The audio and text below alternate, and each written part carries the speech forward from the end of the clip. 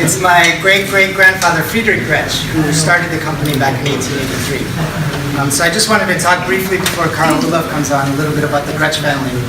And this year we're very excited because it's our 135th anniversary of the company. So 135 years is obviously a really long time, and I can't walk you guys through the entire history of the business, but I thought I could talk about a few highlights. So it started in 1883, but the story actually began when my great-great-grandfather was on a steamship headed towards New York back in 1872. And when I think of the Gretsch family, I always hope one day that like a Martin Scorsese or a Francis Ford Coppola will come along and make a movie about the Gretsch family, because for me it has all of these dramatic elements that would make a really good Hollywood film. It's got, some profound love stories throughout. It also has some tragic deaths, very early deaths of important key family members. A lot of betrayal and a lot of power and soaring success and resurgence. So it has all these elements, but it began in 1872 with a 16-year-old Friedrich Gretsch. And when he first came to America, he lived with his uncle and cousins. And he started working as a bookkeeper in a drum shop called Albert Hoodlet & Son.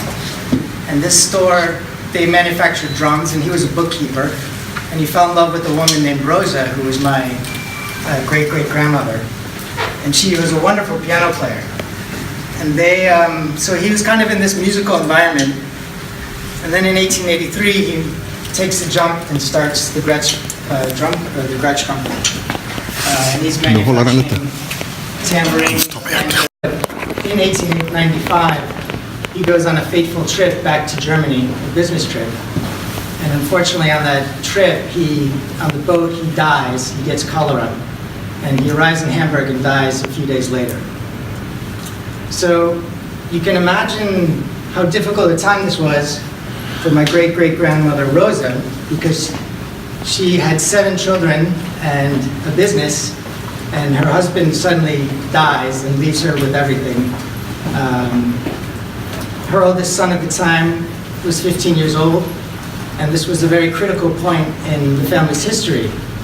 Most women probably would have sold the company and just cashed in. However, Rosa was a very special woman, and her son, Fred Gretsch Sr., was a very special 15-year-old boy. And together, the two of them have made this wonderful mother-son team, and not only saved the business and kept it going, but they expanded it. And a few years later, they moved it to a 3-story factory and grew the business, and this all happening in the late 1800s. So by 1920, Gretsch actually was the largest wholesaler in the musical instruments business in the entire planet. And that was all thanks to Rosa and her 15-year-old son. So I'd like to fast forward a little because I can't talk forever.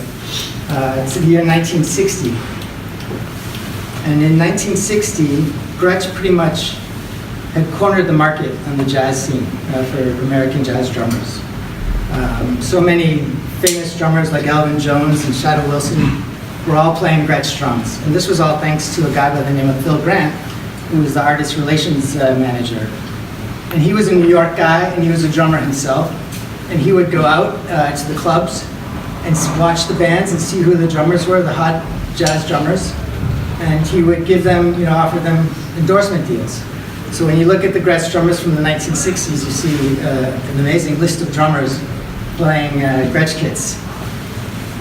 And so what Phil Grant decided to do was to create an album called Gretsch Drum Night at Birdland. And I have a copy right here, which I found on eBay.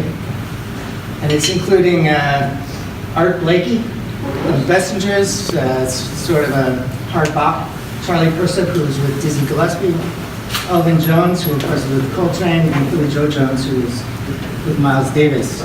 And this album went on to become one of the greatest drum recordings of all time. So that was a very important point of Gretsch history, often overlooked. You can find Volume 2 on Spotify. It's available there. Volume 1 is really hard to find on eBay, but I found this copy in Japan. But check it out. I have kind of a dream of bringing this back, of finding really good drummers who are interested in bringing the art form back to drumming and having clinics and performances that we record and do Gretsch Drum Night again. And so this is something I'm really thinking a lot about, we're talking with our partners about, and hopefully we'll be doing more of this in the future. So I'll be around for the rest of the evening. I also, in the late 90s, I worked in drum production. And so if you want to talk about how the drums are built and things like that, I'd like to talk to you about that, and or about the family business in general. Also on the guitar side, we make guitars, as many of you might know. And yeah, that's about it. So thanks for listening, and I'd like to introduce one of my favorite drummers, the drummer of love, Carl Olaf.